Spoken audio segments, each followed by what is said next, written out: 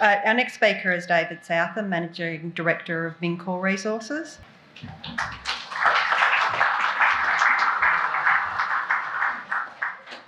Thank you, Paydirt. Thank you, Dominic. Thank you, Bill, for the opportunity to actually present in the important session. We've already had the warm-up act in session 1 today, so I'm glad everyone is here for what is probably the most exciting session, and that's all 6 presenters. So 3 of us here and 3 very snappy dresses sitting down below there. And I think actually Scott wins the award, and you'll know what I mean when you see him in his suit. So what I always like to look back to a year ago. What did we say a year ago? Have we delivered on? Well, nickel today is about 5,000 Aussie per tonne higher, or for those who work in the older metrics, $2.27 a pound. What we presented last time is that we'd be into project development. We'd secure our financing. We talked about the Golden Mile, which isn't actually a mile, it's 1.1 kilometres, but everyone knows what I mean when I say Golden Mile. But we also, and which we have started drilling, and I'll talk about some of those results. But we also talked about our offtake partner, BHP, restarting the Kambalda nickel concentrator, which I'll also touch upon. So if you also look back to last year, I did say, for those who aren't allergic to money, to invest in Mincor. So hopefully some of you listen to me, where our market capitalisation is up about 68% from last year. We recently completed a capital raising, which I'll also talk about. We have 3 significant shareholders in our business, Wyloo Metals, IGO Group, and recently just gone substantial is Tribeca Global Resources Fund. But I will touch upon some of the aspects of our capital raising, but also point out around our funding, which is quite unique. Now, importantly, you cannot put your head in the sand here. Sustainability and support of your community is our licence to operate.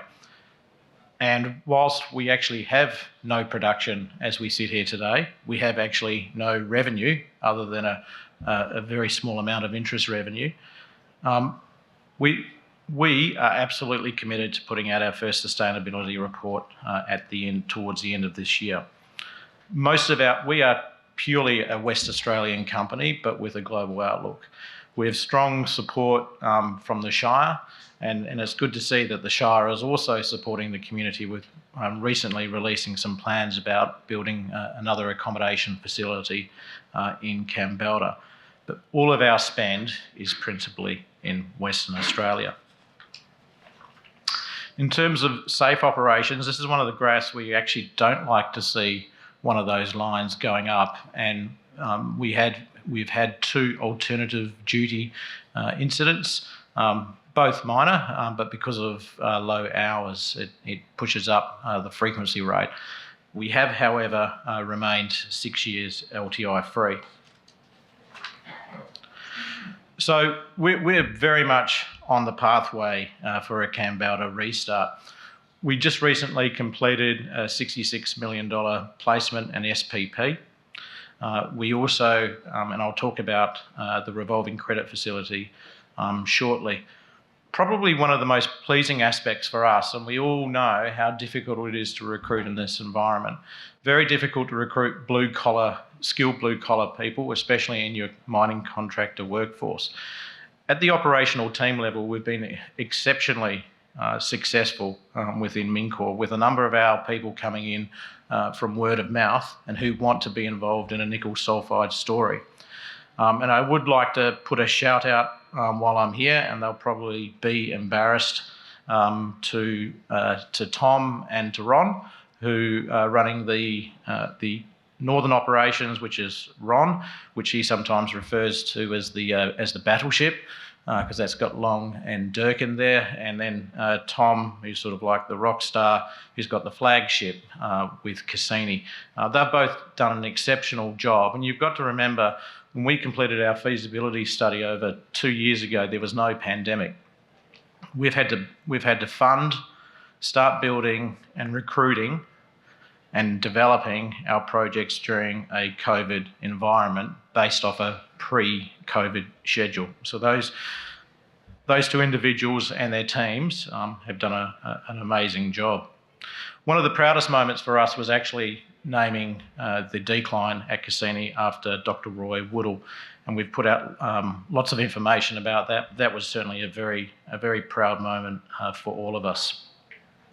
I'm also going to talk about our recent discovery called Hartley, named after our General Manager of Exploration. In geologist mindset, they had a very inventive name called Location 1 for this target. And as everyone knows, if a geologist renames it, it suddenly becomes a better target. And so Rob has agreed to put it into his name as the Hartley prospect. If he's putting his name to it, you've got to take this pretty seriously. Rob last year won the AMEC with his team, the AMEC Prospector of the Year award for the discovery of Cassini. So we're now set up for a long life, high quality nickel growth asset. What the raising did was enable us to change one of our assumptions from the feasibility study, and we're about to build a camp, and I'll talk about that. We've had this, we will now be able to fund our exploration right through post-commissioning. So we're funded, so once we're in production, we'll become self-sufficient. But we also did something quite unique in that we had a ready-to-draw project finance facility for $55 million. We've reduced that now to a $30 million debt position, but we're using a revolving credit facility. There are very few projects that can get built that don't have project finance. And so what that means is we don't have independent technical experts up our wazoo questioning every week exactly what we're doing. We don't have a debt service reserve account. We don't have restrictions, forward-looking covenants, no proceeds account. So we are free, we can upscale it. And I have to acknowledge and correct someone who said earlier that banks aren't there to fund. We had two banks, the Societe Generale and BNP, who did their study through the pandemic and allocated funds, and BNP have now changed our world in making it into a revolving credit facility. So we've had great support. Now we are going to build a camp. When we did the feasibility study in Kambalda, we were using a third-party standalone facility. What we didn't realise that COVID would go on for so long, there'd be a combination of resources boom in the goldfields, and camp facilities would start to run pretty tight. So we've gone out for expressions of interest, and we should get those back very shortly. And we are building that on already effectively approved ground. So that's really an important investment for our people. But for investors out there, you should take note. We wouldn't be putting in a camp if we didn't think that we would have a mine life beyond the first 5 years that we've put out there just to get ourselves started. So in terms of a world-class nickel address, and that term gets used loosely, all I can point to is that there's 1.6 million tonnes of nickel that have come out of the Kambalda region. We are right next to the nickel concentrator, and for those of you like Mr. Pennock who like to point out aspects of my golf at various times, we're about a driver 6 iron away from the concentrator, or if you're rolly, it's probably driver 3 wood, duff, shank, and then a putter. So that's now 30 all. I've got you back. We're also we're very close to the township, very close to rail. We've got the water pipeline right next to us. We've got the town of Kalgoorlie. We've got an airstrip which the Shire, the Coolgardie Shire, has been supporting, which has now opened up, flying into Kambalda, which won't please Kalgoorlie, but we'll let them fight about that. But certainly, from an infrastructure perspective, we're in a great spot. Just a few images of what's going on. The top middle photo there is at the Golden Mile.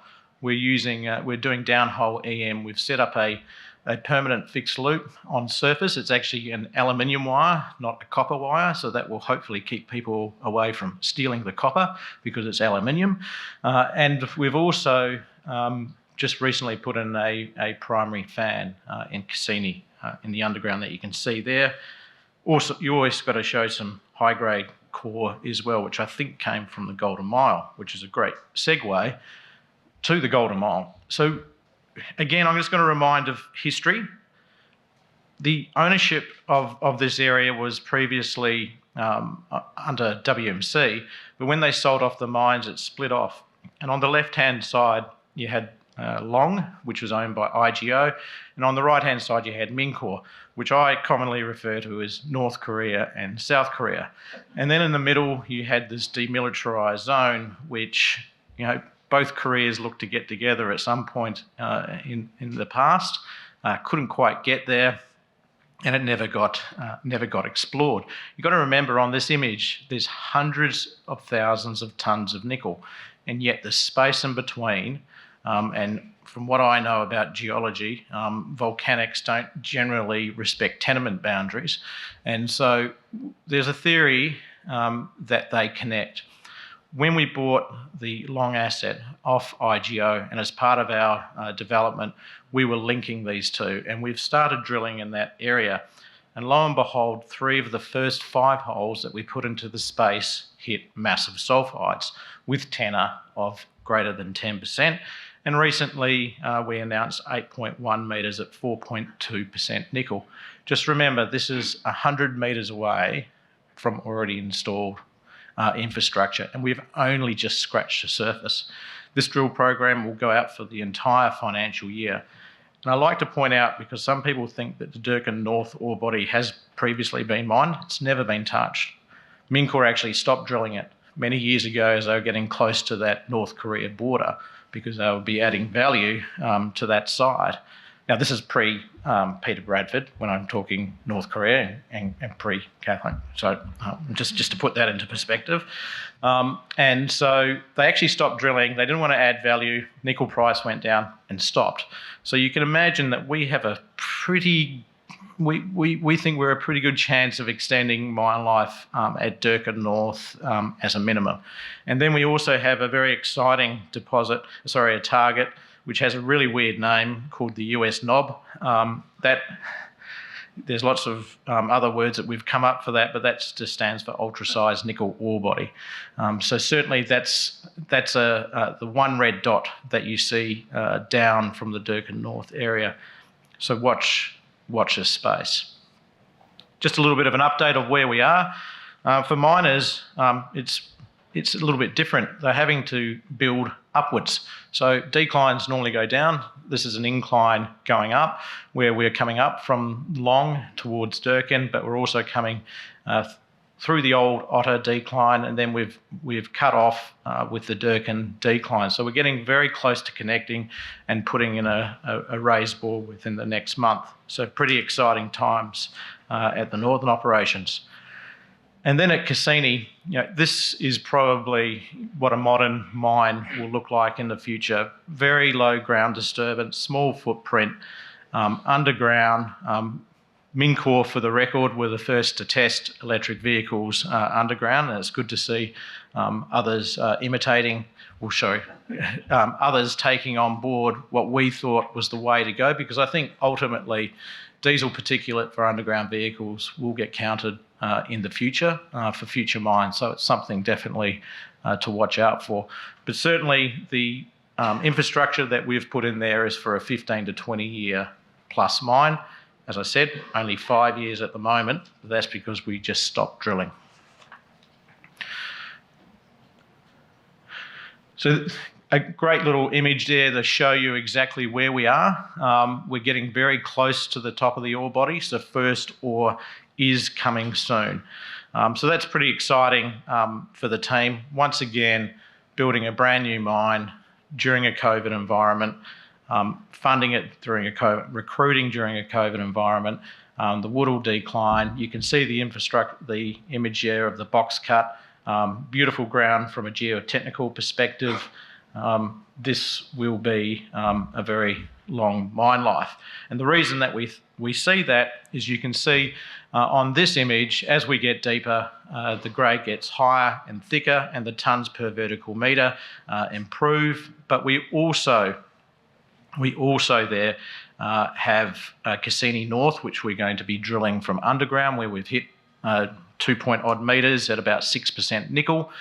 So we think that there could be a repeat there. And one thing about Mincor, we know how to discover. So turning to the Hartley Deposit. This is 17 kilometres northwest of Cassini. There's what we thought is there's a 3-kilometre channel there that we had interpreted, and within those channels is where you can find a komatiite lava channel and a nickel sulphide ore body. So we put down a couple of holes, and lo and behold, we actually hit massive nickel sulphide. We actually put those holes down to determine the basement of the channel, which we still haven't determined. This is still open. And then we recently just announced 4.5 metres at 3.3% nickel, which had up to 7% nickel in that core. We've already defined 200 metres of strike. We're going to move another drill rig there within the next 5 weeks. Watch this space. This could be our next operation, and I'm not saying anything which will get me in trouble with the JORC police. Now, going back, Mincor, our strategic advantage, very high iron MgO ratio. We've been working with BHP, the Kambalda nickel concentrator. They've been recruiting. They've also been putting in money to get that ready. We had a meeting the other day. That's all looking very good. They've obviously signed the agreement with Tesla and Toyota. So I've talked about Mincor to Musk previously. So I had to come up with an acronym for Toyota. We've got no T's, so it's Cassini to Corolla. So certainly when you're driving around in an electric vehicle in the future, there will be some Mincor DNA within that vehicle. The terms of the contract are confidential, but taking on previous comments, the Kambalda concentrate is the sweetest concentrate within the smelter. Good iron MgO ratios, very low deleterious elements. We're going to be the principal user of that concentrator, and with some more discoveries, potentially we'll be using a lot more than that 600,000 tonne throughput. Bearing in mind that produces up to 17,000 tonnes of nickel in concentrate, which we're building for $68 million in CapEx. So if you want a definition of low capital intensity, our business is certainly for it. So in summing up, our strategy is pretty simple: discover, develop, which we're in the process of, and deliver, but it's circular. We're back onto the discovery. We're well funded for discovery. And next year, we'll be producing nickel concentrate. So when I'm up here next year, we'll be talking about production, we'll be talking about revenue, we'll be talking about all those things like all-in sustaining costs. It's a pretty exciting future for us. And as a final note, on a personal level, unfortunately it pains me, but this is part of the penalty of being an All Black supporter. I had a bet with Daniel Locker on the rugby, who sometimes is Welsh, sometimes is Australian, and sometimes is South African. I'm not exactly sure which one he is, but he supported South Africa, and so I owe him a bottle of wine, and by publicly disclosing that, that goes from a Penfolds Grange to a Queen Adelaide Merlot. Thank you very much.